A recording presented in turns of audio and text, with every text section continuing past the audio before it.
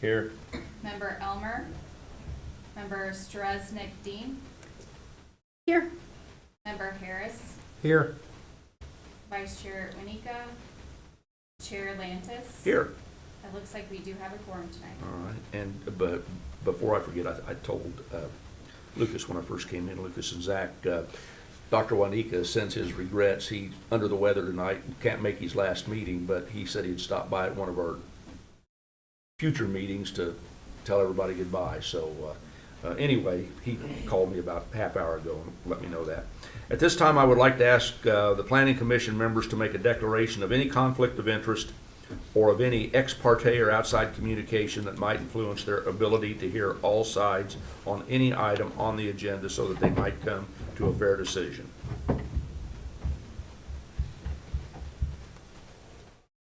Chair Lantis. I was going to say, let the record show that Commissioner Elmer is here. Okay, thank you. And then the consent agenda is the February 29th, 2024 special meeting minutes and the March 13th, 2024 meeting minutes. Any questions or comments, or did anything come up at the study session? Other than that one correction on the March 13th minutes, I didn't have anything. Okay. Just for the record. Just for the record. Oh, I was left off the list of attendees. Okay. Thank you. All right, consider a motion to approve the consent agenda as amended. So moved. Is there a second? I second. All in favor say aye. Aye. Regular agenda, review chapter 1 of the comprehensive plan. Zach Martin, city planner. All right, good evening, everybody. So tonight's meeting it's really more of a discussion. I'll do a little rehash of what we went over in the study session as far as the background of why we're doing this and the approach that we're taking, kind of show some of the work I've done since that meeting, and then really just open it up as a back and forth between staff and the commission on continuing the revisions for chapter 1. Again, big picture, I do imagine this taking a bit of time. This is not going to be something we burn through really quickly, so this is just a good opportunity for us to kind of discuss some fine points or answer any questions or things like that we may have. But I do have a few slides, again, just kind of rehashing what we discussed. Again, just as a general background, the intent of this update is to review, amend, and update the existing 2004 comprehensive plan to reflect the changes of the last 20 years since the plan was adopted. So 20 years is pretty much the max shelf life you're going to get on most comprehensive plans that have been adopted around the country. It's a pretty good length of time to really ascertain where you're at and see where we can make improvements or things that may need to be added or just removed because they either didn't occur or no longer apply. A little bit of a review of the approach that we're taking with this. So basically we're going to be going chapter by chapter and going through the appendices and the maps as well to address the following items. First being the format and style of the plan, and that includes refreshing it to be more user-friendly, up-to-date, and just generally reflect Ottawa as it is today and how we would like to be looking towards the future. Also updating the content, so data within the plan is very much largely outdated. Again, if you're pulling data from 20 years ago, that itself was pulled from anywhere from 4 to 10 years prior, depending on what they are referencing in there, so pretty outdated. So we are going through and updating a lot of that to reflect the demographic and built changes of the community since 2004, and then the goals, visions, and policies. So again, what has worked for us since 2004, what has not worked, and what do we need to change or add since that plan was adopted. So kind of jumping into some of the work that's been done, I have been working on putting a very rough draft document together as far as some of the visuals and organization is concerned. Haven't done too many drastic changes so far, starting with the cover and the contents right here. Again, the point of the cover is to just clearly delineate the plan from other documents utilized by the city. At least in our department, how it is currently stored is in the back end of our subdivision and zoning codes in a big blue 3-ring binder. It is not a document that necessarily stands out and does not really indicate kind of what an important guiding document a comprehensive plan is. So making a document that actually visually stands out and is something that citizens would want to interact with and really reflects the importance of the document in decisions made by governing bodies and staff is just an important element. And something that's visually pleasing and able to attract attention and have individuals actually get inside of it and be able to navigate it is very important. Also included a table of contents. This was something I whipped up today as I was flipping through that. Every chapter has its own content section, but there's not an overarching content section, at least in mine, which again comes back to this being an old document where things may be just out of place now. So going through that, it does eventually highlight some of the things that we're going to be diving into in the different chapters. So for example, when we get to chapter 2, we're going to be looking at things like land use and development patterns, housing, education, utilities, really big important things that will likely get other departments involved as we're going through that. But this was a really nice way for us to kind of understand this is really the all-encompassing document here for the city when it comes to organizing, planning, and subdivisions and kind of everything that this board in particular takes a look at. And then just kind of the last note there, the subheadings that I have listed are all from the current document, and they are definitely open to revision and change as we go through this. Things can be removed, they can be added, they can be expanded upon as we need them to. But this was just kind of getting all that information into one spot that's pretty accessible for everybody. And then I've also started some of the content within it, starting with just a very standard introduction page to kind of kick it off. I've started updating some of the language, making some references to the Native American heritage of the area, including the source of the name Ottawa, referencing a bit more of the background of the tribe that was here and how exactly we came into ownership of this land. Commissioner Stresnick has been great about getting over a lot of documentation. She actually just sent over a very lovely history packet this afternoon that I'm going to dive into and start incorporating that information into our current draft as well, because a lot of the history that exists in our current comprehensive plan, it's not outdated, it's history, but it is a little scattershot, it's a little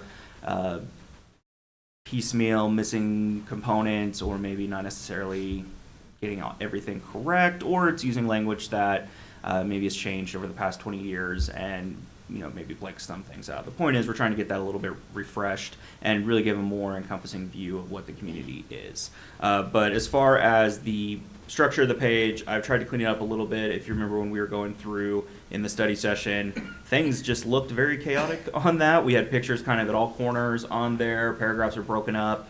Spacing was odd, the sentence structure was a bit weird, so really this was just kind of the start of cleaning that up and, again, making it just easier to read and follow. And then the second page over on the right-hand side is the profile page, which has the data that has been updated for the community. So again, a lot of the data, well, all the data from the 2004 document was from the early 2000s, if not early to late 90s. So it was really important that we actually got updated information showing where we really are at. Some of the biggest takeaways include the population. So current population as of 2020, that census is 12,625. That's actually a slight decline from the 2010 census, but it is a 6% increase from the 2000 census. Yeah, I was like, what happened before 2000? 10 years. So that is quite a bit different from what the current comprehensive plan actually reflects, though.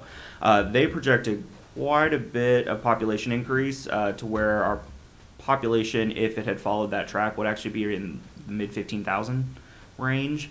We did not hit that. So that was a really helpful piece of information to know, because a lot of that comprehensive plan then is going to be designed around growth that didn't necessarily happen. Growth has happened, but it's been a lot more moderate than those projections originally showed. So that's really important for us to go into these different sections of this chapter, or of this plan as we're going through the chapters, and really take a look at, well, we prepared for this much, we didn't really hit it, how much resources did we dedicate to these specific parts of the plan, and where can we maybe reorient that into preservation or maintenance or things like that, as opposed to, well, we're going to get all of this growth in the next 20 years when the past 20 years showed that our projections were a little bit off. Not to say growth can't happen. I mean, that is obviously something that we want to encourage in the community, but it is really important to make sure that we have reasonable expectations and we aren't, taking on too many things in our policy implementation plans where it's just not being reflected on the ground. Also just have general information that just kind of gives you a nice little snapshot of Ottawa. We have the average income, the employment rate, education attainment, average age, housing units, just kind of really helpful little information that we can get at least a little bird's eye view of the community as a whole. This is still kind of being expanded a little bit. I'll likely have a secondary page with a bit more information potentially in relation to surrounding areas. Part of that growth projection had to do with our location kind of at the junction between I-35 and Highway 59. You have the Lawrence and Topeka areas to the north and northwest, and then you have the Kansas City area to the northeast. So growth naturally would start falling in this direction, and it has. Johnson County has obviously grown quite a bit, and that has moved in the southwest, just probably not as fast as everyone had originally thought might occur in the early 2000s. So that is definitely something that would be part of our plan and something to be aware of as we're moving forward. So I will be pulling some of that information as well as some of our housing studies and other data like that into this section as well. But those are the pages that I have primarily worked on since our study session. Again, we have quite a few things that go on in our department, but I figured I would at least get a head start on some of the stuff that I know I can grab from the U.S. Census or the American Community Survey, and could at least have something to show you all as far as where we're kind of taking the document as far as at least the design element and content right now. So really kind of fleshing out the introduction, trying to give it a little bit more background on the community, and making sure the data is up to date as well. So kind of coming back to you all on this, what I'm hoping to get from this meeting or our next study session or as we move forward. Yes? The screen is not visually readable. And then, so looking at the screen here, it's not visually readable. And so for the impairment, phones become a tool, and you flipped right as someone was getting ready to see what you were showing on the page. But it's okay, you flip back. Thank you. Yeah. Got it, thanks. He was trying really hard to see, and Gotcha. And the screens and you were do- moving forward, and Yeah, and we can look at the color aspect as well. The colors are pulled from the city logo, so the green is eyedropper tool directly from that. So we can definitely look at the shading aspect of it as far as readability on screens. Part of it is a PowerPoint never looks quite as deep as it does. But yeah, we can definitely take a look It's at okay. that. But I just wanted to point that out really quick before you moved further into it. So. Appreciate At least if I that. get a picture of it on my phone, I can blow it up where I can read it. And then, again, part of what we are hoping to get from here this evening, it's, again, more of a discussion. So things I'd like some help on or some feedback on or like to hear from you about are things like images. What type of images should we be including? Do you have recommendations on how to obtain those, or do you have any sort of connections as far as images are concerned? Text, that's a big one. Comments or revisions, recommendations to be made in this chapter as far as changes are concerned based on your initial reviews or any additions. And then overall thoughts and comments on what would make the document more accessible and easier to approach from a resident perspective, and again, as a governmental body that utilizes it. Are we ready? Anybody have a comment or a question to start off with? Well, I mean, I personally, I love the historic nature of this town, and I love that we include that in our comprehensive plan, especially part of the introduction. I was a little disappointed that we didn't see the Plaza Theater in here, but In the original plan? in the 2004 version. I think that is just a gem in our community, as the oldest continuously used purpose theater, or whatever it is. But it's a great facility, and it's one I wish people would go to more often.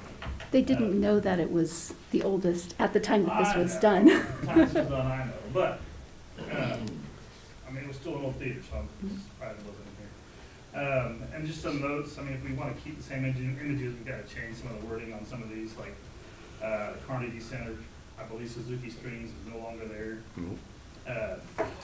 The OMA was remodeled in 2023, Yes, So I don't know if that changed the seating capacity. yes. And Zach, if you can flip back to the page prior, kind of our discussion points. What's There you that? go. The Flint Hills Trail. Alright, so we've got the Prairie Spirit, but we don't have the. Flint Hills would be Trail. after 2004. Right, Yeah. so we need to have that in there somewhere. And those are just the ones off the top of my head that I've kinda, And unless it's changed, that we have the only intersection of two rail trails in the US, I believe. I'd have to look that up. We have the only one in Kansas, I think, of a major intersection. I don't know if it's, the US is correct. Okay. I'm not for sure. Main Street, we talked about that Providing at a facts state for that, meeting though. at one Yeah. time, so that might be something worth looking into. Okay. And it might also be nice to include maybe some of the historic homes in the community. Do we want a bullet item, just that because it's easy to like get a bunch of comments, but if we kind of like go images, so what are our thoughts on the types of images, and then move to the text, and then maybe kind of help focus what we're talking about, so we're not everywhere. It's easy to happen, but images is where you were just Well, at, I yeah. went with text as well because every image has a text box with it. So, Sure. well, those are just the ones, at least what's in here, that I've noticed that need to change. And by and large, almost every single image in that document is going to get booted. Yeah. They are very poor quality as far as definitions. The subjects will probably stay, but the actual photos, our goal is to find either much more high definition photos or pull from historic archives Yeah. and use some better scanned historic photos. So definitely get that though, because they are pretty Technology grainy. has changed in the last 20 years. Oh, yeah. I can see that. Even the last 5. So like images, again, going back to historic, having the houses, having the businesses actually, how the repurpose of businesses and things like that. I think everyday photos, as you move through the plan, I'm not gonna be here, so I'm giving my thoughts. As you move through each chapter, making certain that it kind of like, it shows the progression of where we're going. This is where we were, this is where we have been, this is where we're going, or where we are and where we're going. So, I can envision just a brief something of an area within the city that needs to be developed. You know, having like a hologram or something like that over the top of it to give a vision of where Ottawa would like to be. That, of course, will be discussed with y'all, but I think that, you know, your history, your yesterday, your today, and your tomorrow. In having everyday life, I think it's so cool whenever you're looking at the photo over there on the wall and you have people walking on the streets and the cars lined up and down the streets. It's just the common everyday life that you can reflect back on and say, okay, this is where we've been and that's very cool, but where are we today?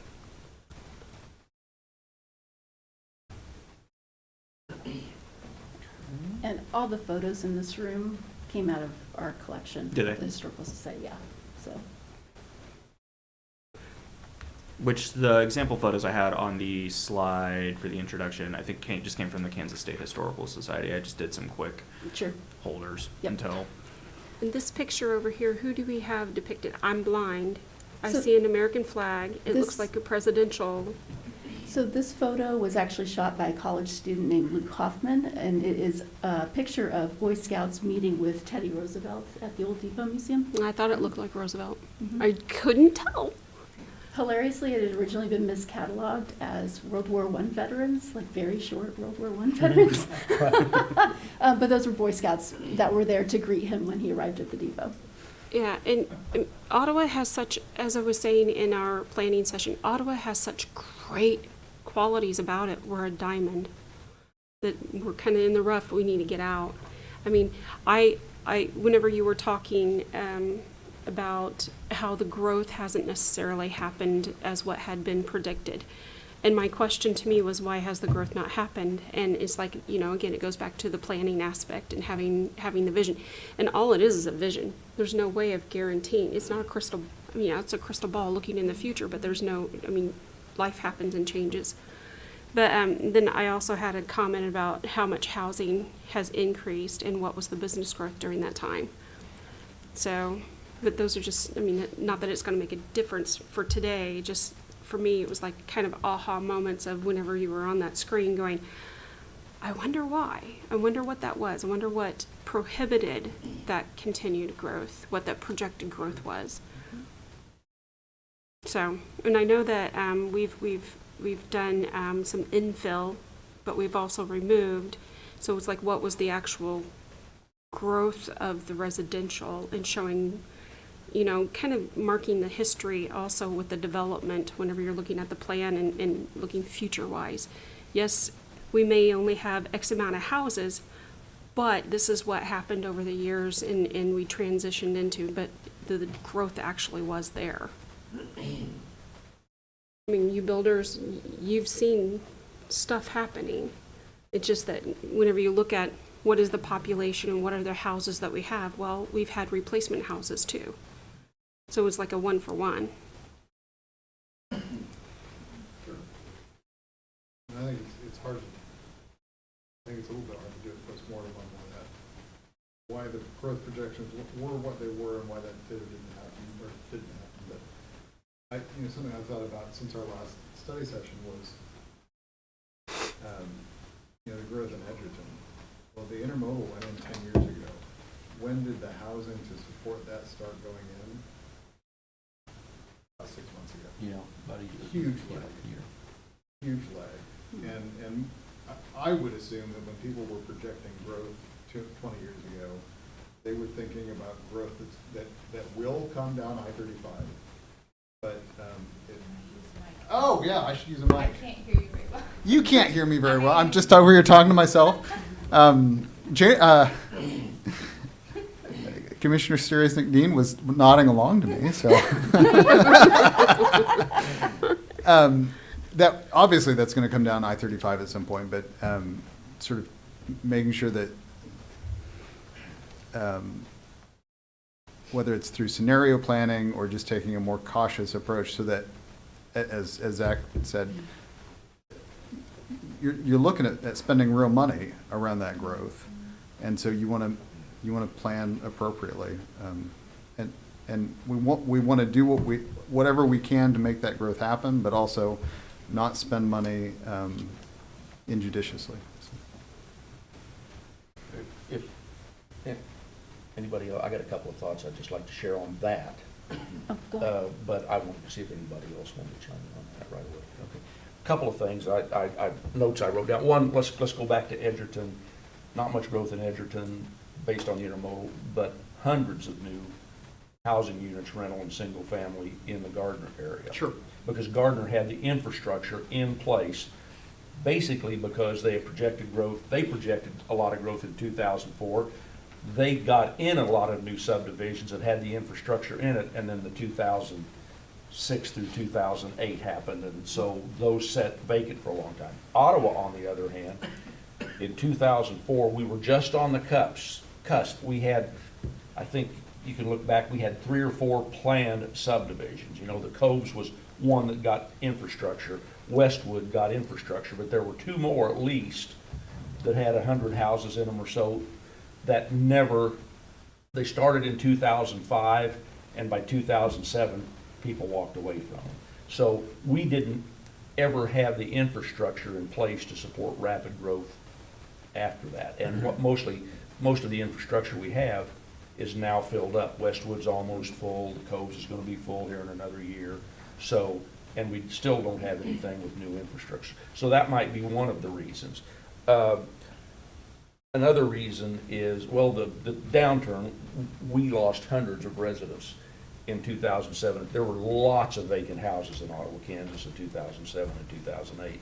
So I don't think we had a growth. I think we had growth, and then we had a dip, and then we recovered back. But I would also say that in 2020, there was a little thing going around called COVID, and we question the accuracy of the census data. The Kansas Association of Realtors, the National Association of Realtors has the 2020 census numbers. We hold them suspect. because not everybody got counted. It's just that simple. So we may in fact have had, it may be 100 people, I don't know, but I'm sure we have more people in the community than were measured in the 2020 census. The city commission in St. Joe made me do a recount because they also did not believe the census information. That was a bit of a debacle. Yeah. Debacles aside, we don't want a debacle. We might want to include data just on, number of utility accounts across those censuses. That would be a check-in. Well, and Cal pointed out a really great point, is the fact that we did have the economic downturn, and we had a lot of people who lost their homes during Yes. that time. Yeah. And so it's hard to have growth when the growth is going away. And so whenever you really look at apples to apples, we really truly have grown Yeah. by the amount of, I mean, it sounds silly, but how many people did we lose during that window of time that we gained back in a different way? Yeah. And then another thing, I just made notes as you were going through, and I think this is just mostly for historic stuff. I don't know whether any of this stuff is relevant, but it's things that I thought of. KU did a housing study about 8 years ago. They did an amendment on it, I think, about 2 years ago, the OFC, but about 8 years ago. And the number that stuck in my mind from that housing study was 4,693 housing units. Now, I don't know whether that was occupied or whether that was total. I'm thinking because we haven't had 1,100 new housing units built in the last 15 years. But I think if you go back and look at that, there is a total count of housing units from there, and I believe they did door to door, didn't they? I believe they went door to door to see which houses were occupied or not. So anyway, that's about an 8 to 10-year-old study, and at the time it was called OFCED, now it's FCDC. They're the ones that commissioned that study. So that might be a point of reference for you to talk about growth. The other thing, and this is just for the chapter 1, and this has to do with pictures and text. I think we need to have in here our education system and the growth. And since 2004, we've had 2 new schools built. One school extensively remodeled. The high school's extensively remodeled. So we need to put something in there about the 2 new grade schools And, sorry, just switching the mic background. And we'll definitely I'll definitely include that as sort of a general overview of education in the introductory section. One thing I do want to point out is that this is just the introductory chapter, so a lot of this stuff will get, like the utility accounts, things like that, and education. Those things fall really well into chapter 2 especially, which I think we're going to have a lot of items for that one especially, but that is a good point. Yeah, I'll definitely add the, it'd probably be more like a sentence that the education system is absolutely, expanded. just something in there but yeah, to definitely. and then the last thing I have, and then we not only need to, housing is a big concern, but we also need to worry about commercial growth and job development, because even though the city, according to statistics, hasn't grown that much in the last 10 years, the county has grown exponentially in the last 10 years, and we need to have a commerce hub that serves those people. So I think that's I think the introduction is a good place to mention the growth in Franklin County and how we serve that, but I don't know that that's the right place, Zach. You know more than that than I do, but I think we do need to recognize the fact that we need to be a retail and a service area for the growth in the county. So those are the things that I wrote down. Definitely all of these items can be a portion of an introduction chapter. We just want to make sure that we're not diving too deep into it right away, just because a lot of that will expand a lot more into the other chapters, but all of these we can definitely put into an introductory section in some capacity. Yeah, I don't know where they go in the plan. As you were going through everything, I just thought, well, we probably need to talk at some point. So if you've got bullet points on that, then we can talk about it as we. Those were mine too, so we're all good. I don't see anything in here about the old middle school. And I don't even know when it was built, but something I think would be worth mentioning, the history of the middle school building in the 600 block South Main, and the history of it transitioning from the school to the housing units that it is now. I think it is in there in the it's in the section on the types of architecture, actually. It actually says, when it's done, it will be an apartment building. I didn't, Let me see where it is. Because I think I noted it in my notes that I sent to Zach. It's in the historical buildings and districts in Ottawa section on page 9. It's in the second paragraph. It says, the high school, also home for many years to Ottawa Middle School, remained vacant, et cetera, et cetera. okay, I didn't see a picture of it, so I didn't read through it. in Visuals detail. are so good. We can. Well, especially with me. The Historical Society, we've got photos of houses, businesses, utilities, road construction, education, railroads, industry inside and outside of buildings, floods. There's a lot, so I don't know if you want to kind of sit down and make a list of what you want, because we have thousands of photos. There's a lot that Sure. we can pick from, but it just kind of depends on how you want to represent this Well, and throughout the entire plan. as you mentioned, visuals, very important, and I'm trying to think of a way that would, I mean, maybe an appendix of registered historic buildings, something of that nature might be beneficial, that can be referenced on a page where they can go and see the actual photo. I worry that too many photos, it starts expanding the chapter and the page count, obviously, just because we're also including paragraphs. So I'm wondering if that may at least be an avenue for us to kind of get the best of both worlds there. We're at least getting the content of what the buildings are and then a visual representation later on. Well, if you're looking at, because we're looking towards the future, yes, we will be able to print it and have it in a blue binder. But most people are going to go online, and it's the digital content that's there. It could be a hyperlink.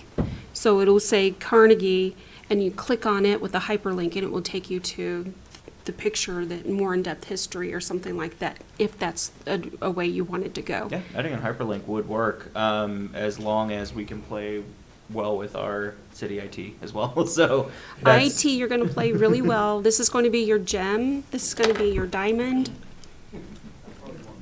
And to Let it that end, shine. does it need to be kind of a standalone document in terms of? adding an appendix that also has that would not be that big of a deal if we're already getting images as part of it. But having links to like the Historical Society and things like that is also pretty straightforward, at least in the document itself. Again, at the end of the day, it's going to kind of depend on how we're actually hosting it on the city website as to how. Because we it can could make that work. be. But that's coordination with. our Right, IT well, and in everything. coordination, IT, and then also the Historical Society, because if you already have something, or it's a database that you could. Well, we don't necessarily put them online.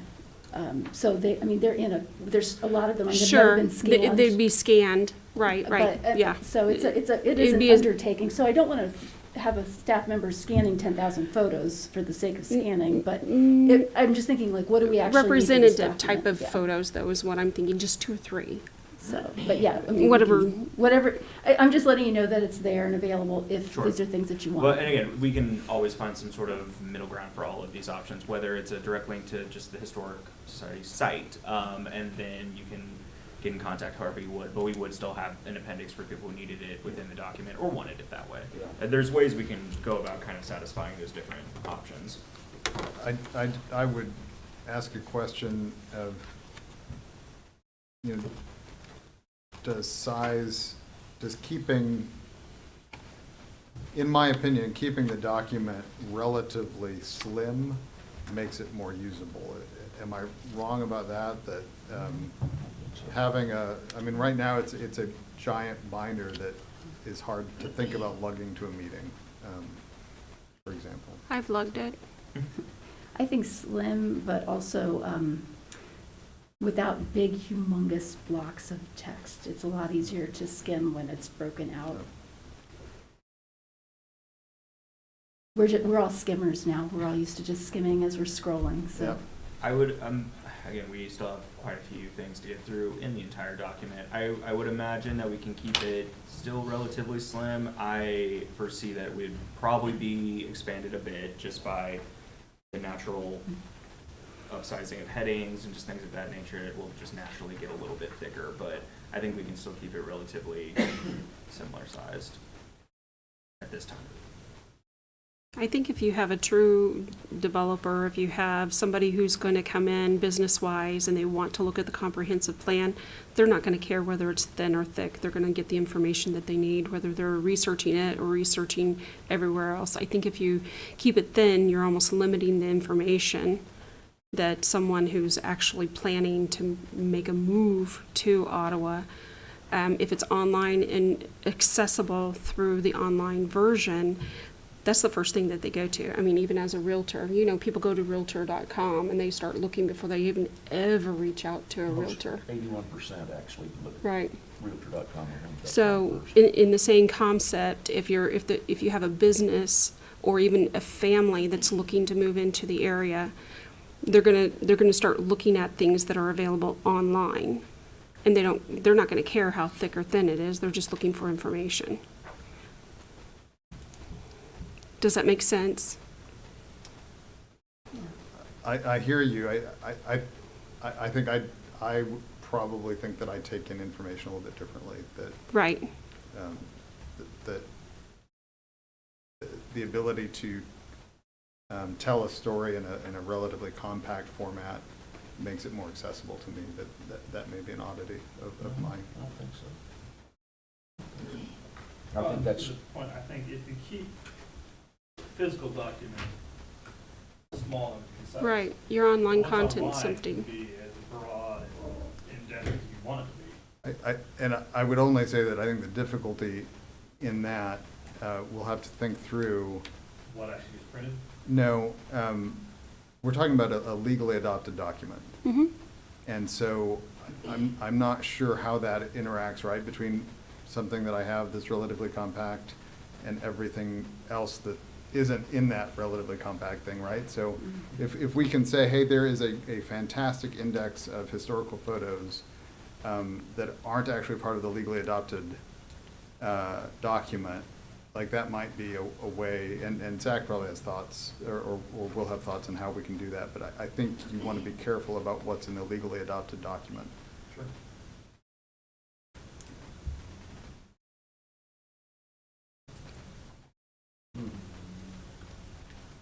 because I'm thinking about, you know, like, we mentioned the school district. If, you know, it would be up to you guys to do the test, but if they have a good website, you know, you'd have a hyperlink for that. And maybe that all goes in the appendix. I don't know. Something that's easily changed or easily taken out, but, you know, Advent, all of our, if they have good quality websites, then we should have a hyperlink for them someplace. Hesitant to open this Pandora's box at this moment, but many cities, when they are revising, updating, adopting a comprehensive plan, will have a companion site of some sort, or a fully online version of the plan once it's adopted that is in a completely different format relative to the physical copy. Like, they have similar, I'm about to millennial myself, vibes, and are accessible in a much more kind of traditional online way with all the hyperlinks and Which is to that. what I was referring more Mhm. to. It's something I have not dipped my toes too much in this process so far. It is something that we likely could have going down the line as we firm up what is looking to be, at least right at the moment, a physical document. And then as that gets through the process of being adopted, finalized, everything like that, we can then have the fully accepted document kind of transitioned over into a separate online version. Again, a lot of this is going to be more discussions with what our tech capabilities are and then what big changes we are making.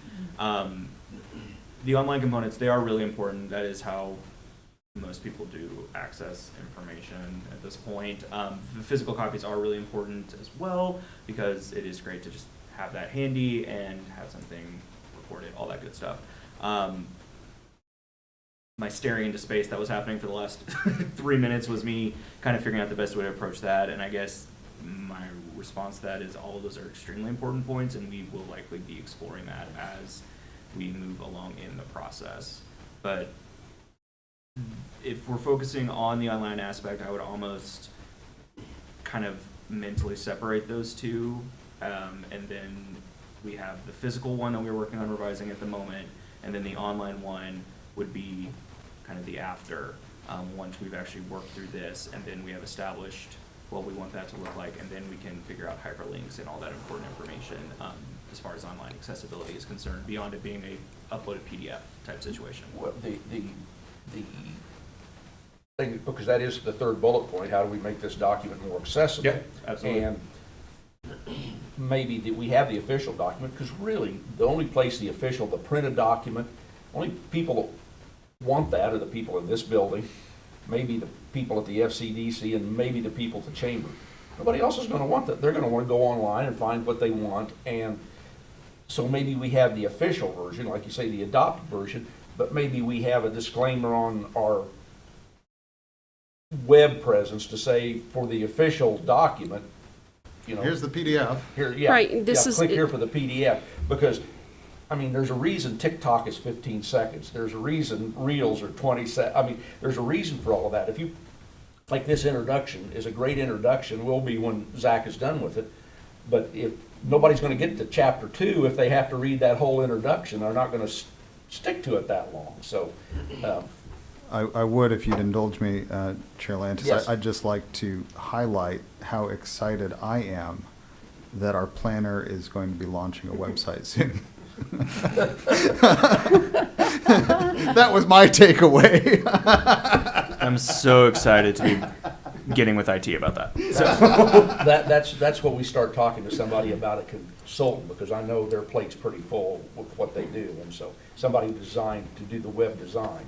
I do think the one tricky thing is that document is also a bit of a historic document, as something we then refer back to in the next 20 years and go, okay, what did we say here? So we want to make sure that we're not setting it up to inadvertently update itself with all the hyperlinks and things, because you need that historic data too, so that in 20 years you can actually measure something. which that would be a very valid concern about online presences in general with these types of documents when it comes to things like revision and websites changing, everything like that. I mean, obviously there can be a fix for everything when it comes to that, but that is just something to be aware of when it comes to things like websites. Those can get really finicky really fast when it comes to just the elements on them. But in order to stay at the Relevant. top of a search, you've got to have new content. Not copied content, but you've got to continue to have new content in the web pages in order to stay at the top of. Sure, but I mean, we're not particularly writing this for SEO or anything. We're writing it for the comprehensive Well, plan, so. But we're writing it for the comprehensive plan, but make this document more accessible, and that's, nobody goes to the library anymore to get the comprehensive, they get online, and so,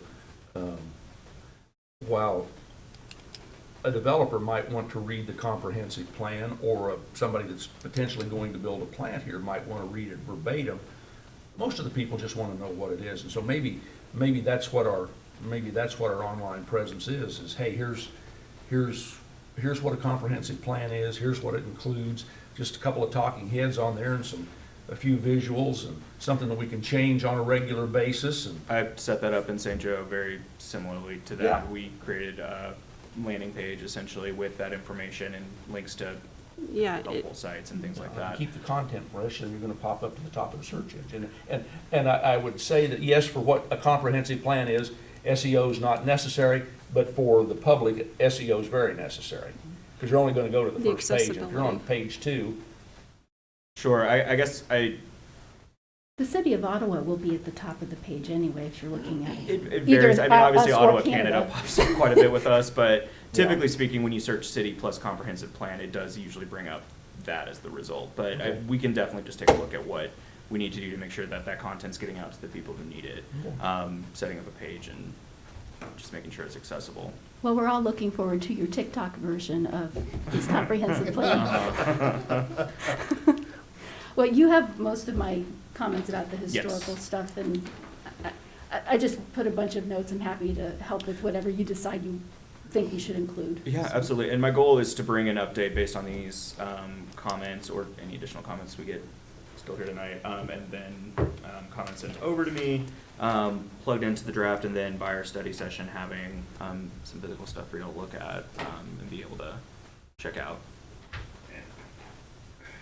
Would it be prudent of us to include Oxenden Park as part of the introduction?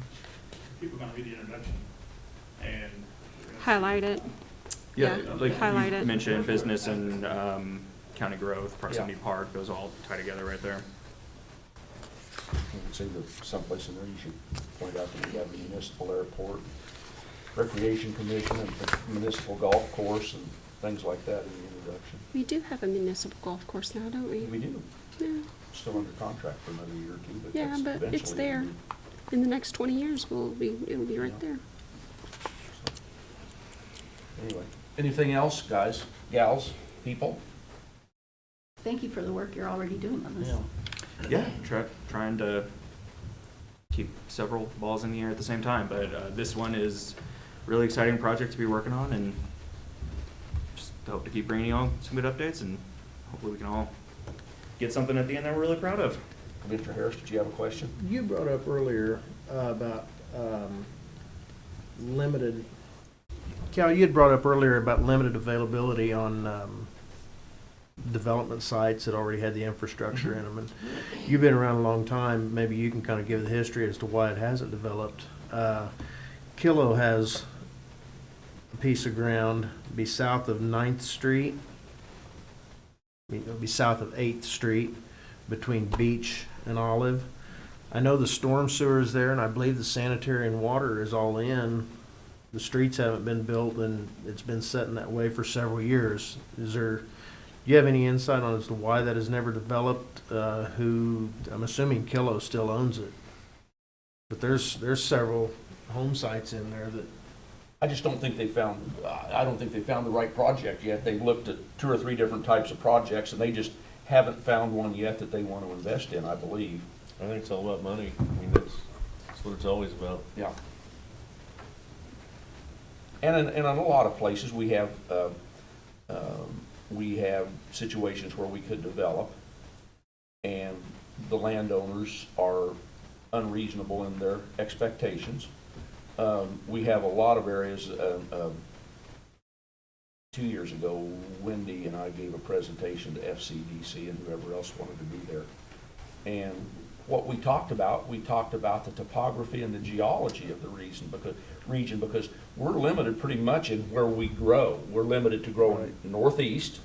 We can't grow north because that's floodplain. We can't grow west much further, that's floodplain.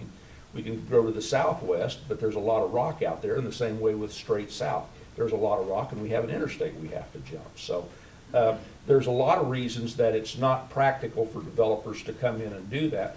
Will it be practical at some point? Probably, but just right now, when they can develop 20 miles up the road and don't have any of those hurdles to overcome, it's just easier for them to do.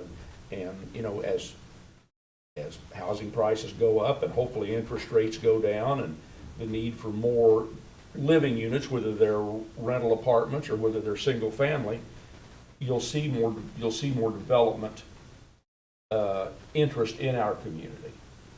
We get a couple of nice things out at Proximity Park, which could happen this year, could happen 5 years from now, I don't know.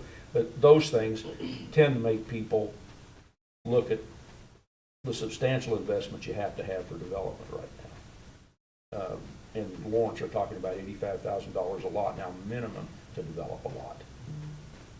And that when you take $85,000, add a $200,000 house on top of it, single-family residential, then you're out of the price that most of our wage earners can afford in Ottawa, Kansas, or will afford. They might be able to, but they're just not going to. When you get up $350,000, $400,000, which is entry level in Lawrence, Kansas, that's not going to happen in Ottawa. So it's a whole bunch of different things, Gary. I don't think there's any one thing, but will we grow? We've been saying for 40 years, Ottawa's going to grow, but that's becoming a real practical thing now. We've got new water towers, we've got a good sewer treatment plant, we've got availability of water that a lot of other communities don't. So we're ready to grow. We just have to find the right project in order to, and somebody will do one of them one of these days. And once one of them's done it, that everybody then starts looking, and there'll be, I mean, look at the It's a guys who snowball built the effect. 4 units on the Gardner on the east side of the interstate. Now if you go to the west side of the interstate, or go west to the west edge of Gardner, there's a huge complex of single family, multifamily, duplex, all of it's out there. A huge development. So anyway, we're going to have it. It's just, and I appreciate you guys getting us ready for it. Get there. Well, we've killed another 10 minutes. Anybody else have anything? So what the next step then is, you'll start working on that first chapter and then bring it back? Or how are you? Yep, Okay. that's my current plan of attack. Again, as we go forward, we can kind of rearrange how we go about this as needed. Obviously, super early in the process for this, but yeah, my plan is to take the comments that received today, this evening, and kind of get something a little more review ready as far as all of the comments are concerned, and get that to a study session so we can take a look at that and then get additional comments. It's just going to be a pretty consistent back and forth. It's very much like our DRC or something like that. We have a project going, provide comments, work on those comments, and bring it back. So, because I did miss the study session, I assume some of the chapters are going to be relatively easy compared to like the introduction chapter, which is This should theoretically be the easiest. theoretically, okay. Yeah, But the other thing is, do we have a timeline? Do you have a? Yes. Okay. Well, tentatively, what we're looking at is end of the year into 2025. Okay. The last comprehensive plan I worked on was St. Joe's. They had not had a plan for 60 years, so we were going through a lot of work on that. But with our budget, which was pretty low for a comprehensive plan from scratch, we managed to get it turned around in about 9 months.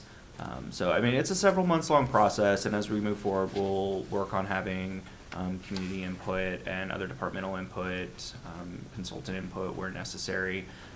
Again, we're looking at a revision, so we are overhauling visually a lot of it, and then the data, and working on updating things that we know we need to. But we're fortunate we're not starting from scratch here. Ottawa has a plan, and that's great. So we just need to bring it into the 2020s. Good, good. Well, thank you guys for all the work you're doing on it. Anything else? Well, I think we have one member this is possibly their last meeting. And To my knowledge, it's my last meeting. I want to thank you for your participation, Commissioner Elmer, and you brought a component that we didn't have to the committee, so we appreciate everything you've done for us, and good luck in whatever you decide to do. And we will have, you only have to stay off a year. You can come back on, so. Well, we've not really had an opportunity to even speak as individuals, but this last summer I had taken on guardianship of my great niece and nephew. And so there's been a great investment of time and pouring into those kids. And this evening, whenever I left, I said, okay, you can watch Bluey. And then once Bluey's over, you need to go to bed. Yeah, well. So there's parental guidance there, but it's not the same. Yeah, we appreciate your service to us. Any other commissioners have any comments not related to things on the agenda tonight, or any questions for staff or anything else? Just going to say, I'm sad to see that old stone house caught fire and burned down just over there on 68. Yeah. Has built sometime around 1877 to 1883, so it's been standing a long time, and the blaze was big enough that we could actually see the fire the flames from the visitor center building. I'm just curious as to who the genius was that thought it was a good idea to start a brush fire on a windy day I that don't know the close answer to to it. that, yeah, it was The on Livingston's 68, house. just east of I-35. I left town for the weekend and came back and the white barn was gone. Oh, yeah, yeah, yeah, East yeah. side of their That's a building. shame. Yeah. Well, because it hadn't, I say it hadn't been, it doesn't seem like it's been all that many years ago that somebody had went through and completely refurbished that barn and painted it and put a new roof on it. It's been a long time. That roof has been falling in the last 20 years. Yeah. It's been empty since I think at least the The, 80s. the Gillette family had donated, or had pledged $100,000 just to preserve it until the money could be raised to, repair it, put it in, turn it into a useful building. It's my recollection, and Yeah, the person who came down, they had a barn historic preservationist, and he said $100,000 wouldn't even put a dent in it, so. yeah, and it had actually deteriorated substantially in the few months between when we first looked at it. Yeah, Yeah, so it was it's- sad, we were really sad to turn Hold it on, are we down. talking about the same No, structures? two No, we're different talking about buildings. two separate structures. Yeah. That's what I was Two thinking. I stories just said that started. when I went on Yeah. vacation, I came home, the barn was gone. Yeah. Yeah. So, Yeah, the old Bowers barn, which had so, stood for. anyway, anything else? Hidden Lakes, where's that? That's out by my I house. know it's that. Where's that from? It's I didn't hidden. hear what he said. Hidden Lakes. It's very close. It's a matter of, they're working, as I understand it, closing out their financing. And so once that happens, the development agreement should be signed, and then we'll issue a land disturbance permit. Yeah, 'cause weren't they supposed to be started on that in July? Yeah. Anyway. Anything else? Going once, going twice? I'd accept a motion. Well, let's see. Announcements. The next regular scheduled planning commission study session will meet Thursday, April 25th, 2024 at noon. And the next regularly scheduled planning commission meeting will be Wednesday, May 8th, 2024 at 7 p.m. Do we have a motion to adjourn? I motion to adjourn. Second. There's a motion and a second. All in favor?